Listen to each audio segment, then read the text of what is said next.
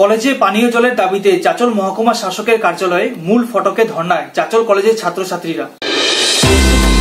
দীর্ঘ 6 মাস ধরে কলেজের পরিশ্রুত পানীয় জলের সুব্যবস্থা নেই, ব্যাপক ভোগান্তির সম্মুখীন ছাত্রছাত্রীরা। বিগত 2 মাস আগে জেলা পরিষদের বরাদ্দকৃত অর্থে কলেজ চত্বরে সাবমার্সিবল পাম্প বসানোর কাজ শুরু হয়, কিন্তু অভিযোগ সেই সময় নিম্নমানের কাজ হচ্ছিল। প্রতিবাদ করে কলেজের ছাত্র সংগঠন তারপর থেকেই বন্ধ কাজ। একাধিকবার আধিকারিকদের দপ্তরে ঘোরাঘুরি করেও কোনো সুরাহা হয়নি।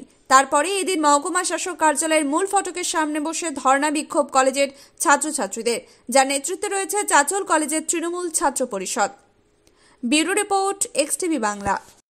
বিগত কয়েক মাস আগে আমাদের কলেজে একটা জলের স্কিম আছে, বিশুদ্ধ জলের স্কিমের কাজ শুরু হয় মাস 1.5 আগে। আমরা খুব খুশি হই, কারণ কলেজের জলের একটা সমাধানের সমস্যাটা ছিল। আমরা সেই মতো করে কলেজে কাজ শুরু হলো। আমরা দেখলাম, হঠাৎ দেখি যে কলেজ থেকে জলের প্রবলেমটা উঠে গেছে, কাজ বন্ধ।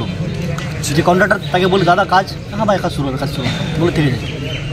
তারপরে কাজ শুনে নেই, কাজ অন্য জায়গায় চলে গেছে। আমরা আজ থেকে কয়েকদিন আগে ধরে আমাদের কলেজের টিআইসি সবাই প্রত্যেকেই আমরা বিভিন্ন দপ্তরে গেছি, বিভিন্ন জায়গায় গেছি, আবেদন করেছি যে জলটা আপনারা ফিরিয়ে দিন। কলেজে পরীক্ষা আছে, 9000 ছেলে মেয়ে আছে, কলেজে পড়াশোনা করছে, এখানে কলেজে ক্লাস চলছে রেগুলার।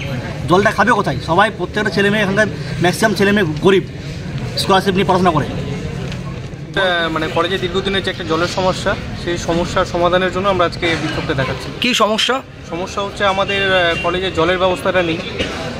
জলের ব্যবস্থাটা নেই, যার কারণে আমাদের তো মানে দৈনন্দিনভাবে আমাদের জল কিনে খেতে হচ্ছে। তো সেই জিনিসটা যাতে পরবর্তীকালে না হয়, যাতে দ্রুত আমাদের কলেজে জলের সমাধানটা করানো হয়, সেই বিষয়ে কেন্দ্র করে আজকে আমরা ধর্ণা বলছি।